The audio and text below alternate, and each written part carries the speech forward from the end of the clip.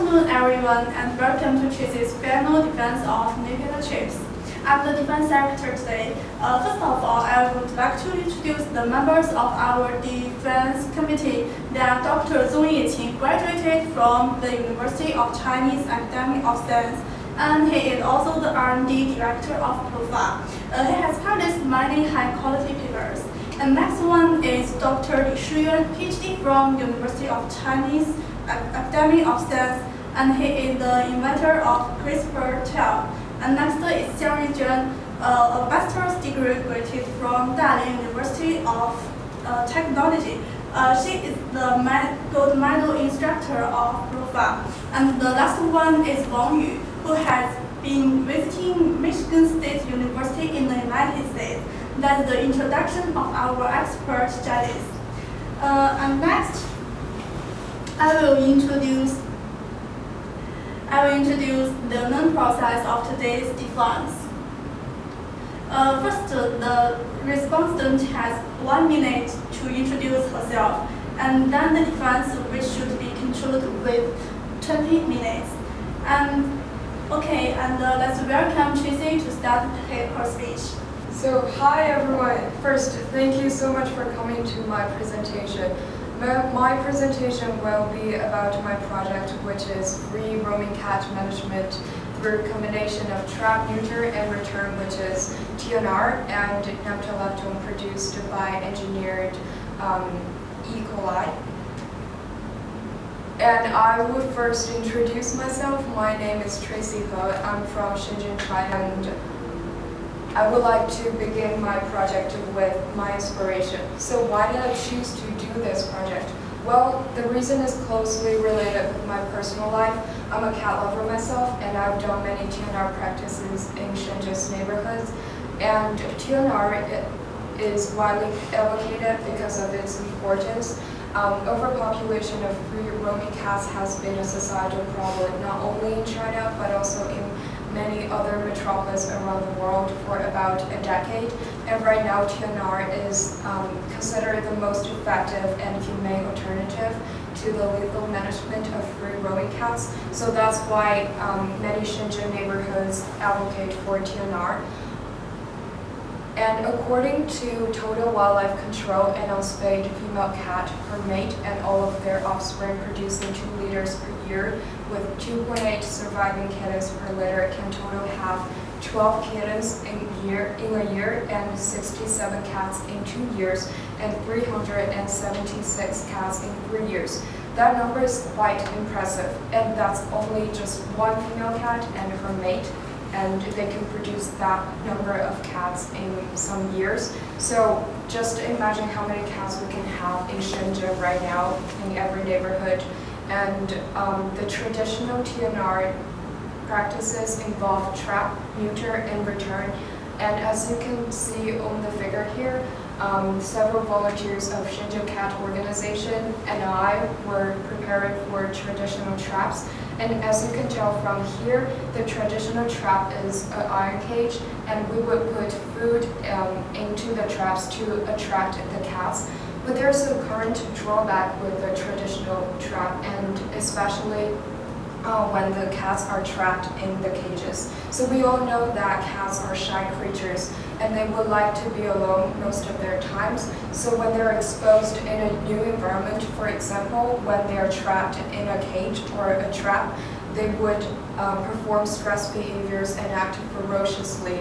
And in an interview with many citizens have expressed that the reason why they do not want to conduct a TNR themselves is because of the potential frequency of stress behaviors.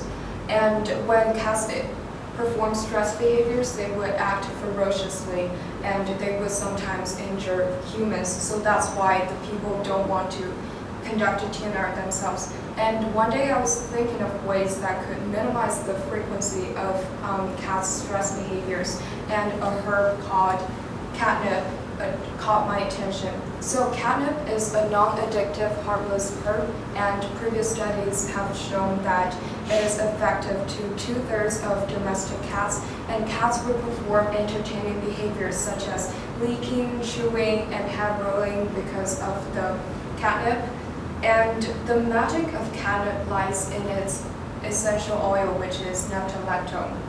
And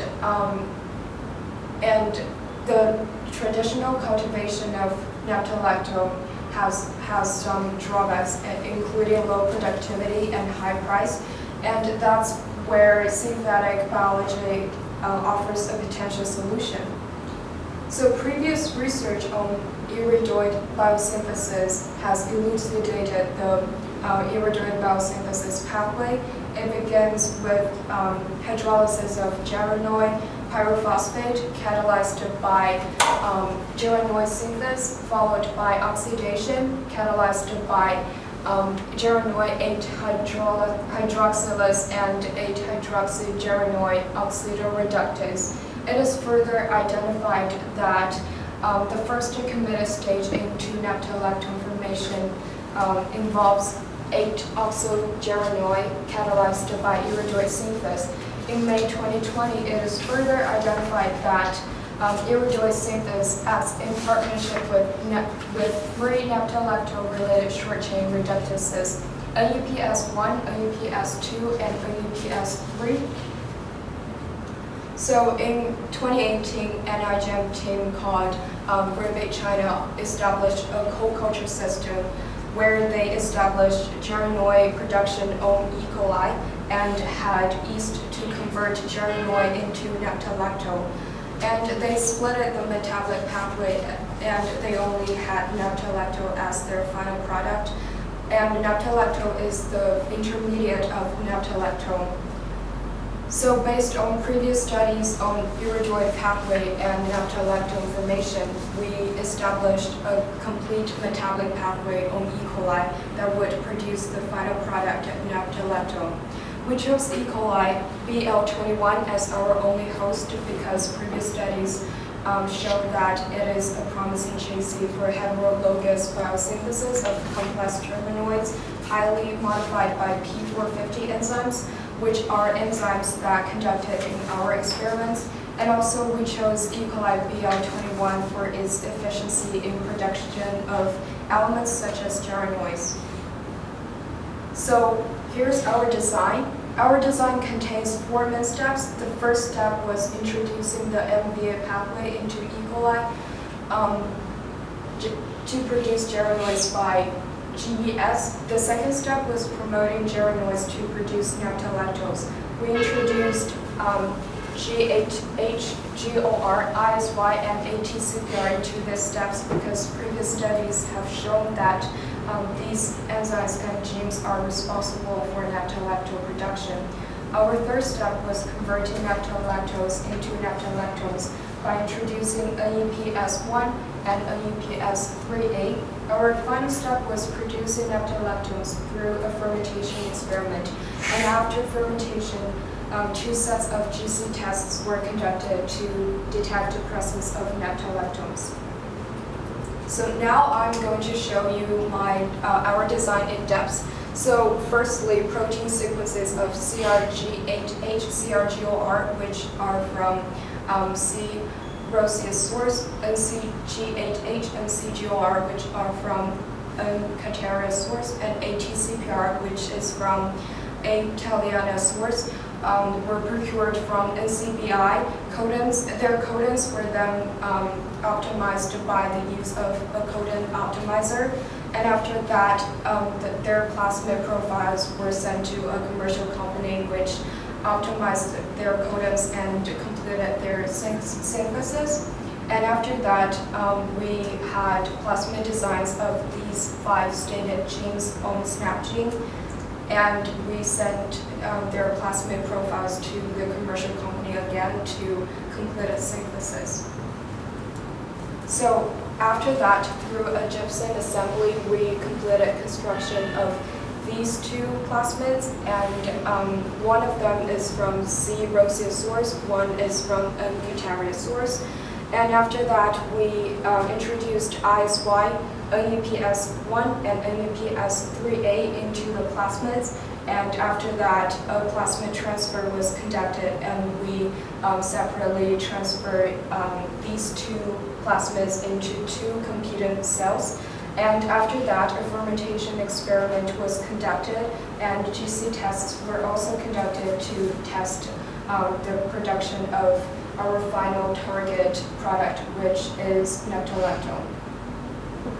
And here are our results. So according to the first electrophoregraph of polymerase chain reaction, PCR successfully developed the expected gene segments. And as you can see on this graph, the presence of these 4 genes were detected in the first electrophoregraph of PCR. The second electrophoregraph of PCR shows that the gypsum assembly successfully developed the carriers of the 2 previously stated genes, and they show about 5,100 base pairs in the second electrophoregraph of PCR. And here's the first set of GC tests, and here are their peak graphs. So peak retention time for standard Nepetalactone and commercial catnip shows a similar range between 4.8 to 4.9 minutes, and also here is also 4.8 to 4.9 minutes, and that proves that the essential oil is actually responsible for the effects exhibited by catnip. And these 2 are our control groups. So the second set, so here is the table presented the linear relationship of concentration of Nepetalactones and their peak areas. And we also have an equation that could calculate the concentration of Nepetalactones based on their peak areas. The second GC tests showed that our fermented samples showed a peak graph between 5.2 to 5.3 minutes, while the standard Nepetalactone showed in the previous slide shows a peak graph between 4.8 minute to 4.9 minute. So there's a difference between the peak retention time, and we came up with 2 hypotheses to explain that difference. So the first hypothesis is that different Nepetalactone stereoisomers may have different peak time periods, and this is proved by previous studies. But based on the peak graphs of our fermented samples, we calculated their peak areas and substituted them into the equation of the standard curve, and fermented sample of the first competed cell was indicated to contain Nepetalactone at a concentration of 2.5 milligrams per liters, and fermented sample of the second gene and competed cell was indicated to contain Nepetalactone at a concentration of 2.6 milligrams per liter.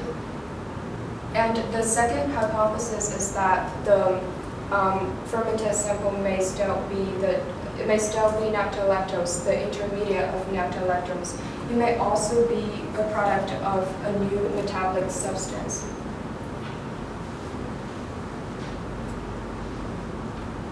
And here's Nepetalactone trapping practice. So this is my cat, and we put some cat food and Nepetalactone extract in the trap. And as soon as he entered the trap, I received a message from the electronic sensor saying catch, which indicates that my cat is already in the trap. And this is very convenient because when people are conducting TNR practices, they would not be near the cat trap for most of the time. So when the cats are trapped, they may not know that the cats are trapped. But with Nepetalactone trap, as soon as the cats are trapped, the people would receive a text message, and they can get to the cats and take them to nearby animal hospitals to get neutered. So that would minimize the time the cats would spend in the traps, and that would minimize the frequency of them exhibiting stress behaviors. And here are my references for my project. And thank you for your time. And now it's time for questions. Okay, thank you, Tracy. Thank you for your wonderful presentation. And now it's time for our judge to ask questions. Okay, I see that's a complex project. In my opinion, the most challenging part of this project is the product of Nepetalactone. I want to ask you if the production of the NEP has reached your expectation. So as stated here, the production of Nepetalactone of my project is not very high, and if we plug in their peak graphs, that would give us 2.5 milligrams per liter or 2.6 milligrams per liter of production, and that production is not extremely high, so we think our current production is not very high. Okay. Do you know where the problem located? So we hypothesized that it may be because the genes are not fully expressed in the process. What's the next step if you want to continue this plan? So since our production is not very high right now, so I would browse on NCBI and look for genes that would have those same effects on cats, but also exhibit a higher production rate. Okay, great presentation. A small mistake first. On the slide you say you use BL21. Yes. Okay. I think it was BL21 D3. You cannot omit D3 because you use IPTG to induce your gene expression, right? Yes. So D3 must be on your strip. Yeah. Yes. Another question: are there any alternatives that can have the same effect as catnip does? Yes. So there's definitely other plants that could have the same effect, and as we show in this PowerPoint, we have plant sources from Cantaria and also C. roseus and A. Italiana that could have the same effects on domestic cats, but we choose them as our primary sources because previous studies have shown that they could exhibit the Nepetalactone formation. Good. You have done a lot of work in your project, and many of these works are associated with pathways and enzymes. Now I have a question about these genes. Why did you choose the GH and GOR from species NC and CR? So that's because previous studies show that they could exhibit Nepetalactone formation, and not only one previous study, but also several others, and also the 2018 IGM project, they also use GOR and GHH in their production, and they had Nepetalactone as their final product. So we believe that these genes would help us to produce Nepetalactone. Okay, thank you. Another question. Your project was inspired from this IGM project. What's different about your project and their project? Okay, so as you can see here, they have E. coli and yeast to be their hosts, and they split the metabolic pathway. But in our project, we only have E. coli to be our host, so we constructed a complete metabolic pathway on E. coli. And also, they have Nepetalactone as their final product, but our project aimed to have Nepetalactone, its final product, as our target product. Did you have a better result? So, as it's stated here, our production would be really low, and we don't think that it is a very efficient productivity. So, yes, we would have Nepetalactones, but the result is not quite fit with our expected. Okay, I think it's a good job that it's a humidity. But I find that your cage is like the traditional cage, the trap is full of iron. So do you have any plan to improve this?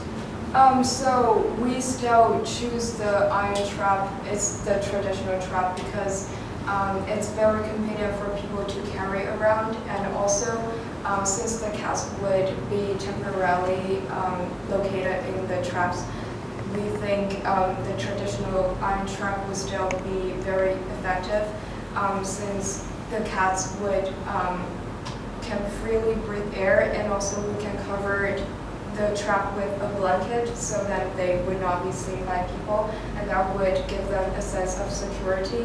So that's why we still choose the traditional trap. Okay, good. Thank you for our Jan and thank Tracy. And now it's time for a little break. And in that time, our Jan should write this one's decision, and Tracy and the audience can go out and take a break. Okay, welcome back everyone. Now I'd like to invite Dr. Zong Yeqing, the chairman of the defense, to read the result of the defense. Okay, you have done a great job, and you have made the project a good ending. You made the contribution to the animal protection and the metabolic engineering, and the presentation also perfect. So through our discussion, we all agree that you have passed the defense. Congratulations. Thank you. Thank you.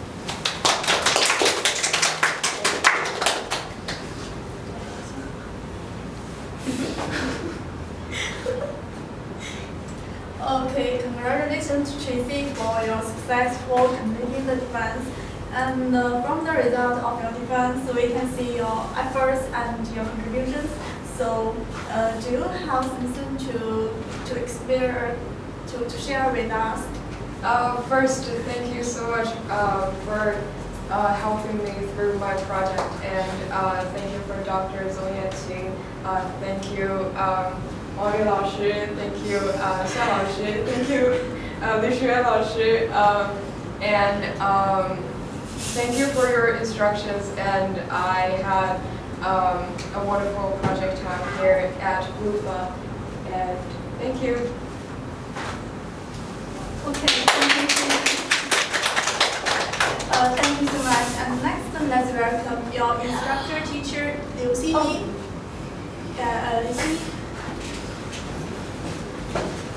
Okay, it's time for me. Hello everyone, I'm Xini Liu, Tracy's mentor. As her mentor, I'm deeply inspired by her passionation about the things she desires to do. And she has shown a strong sense of responsibility for the society of solving the issue of free roaming cat.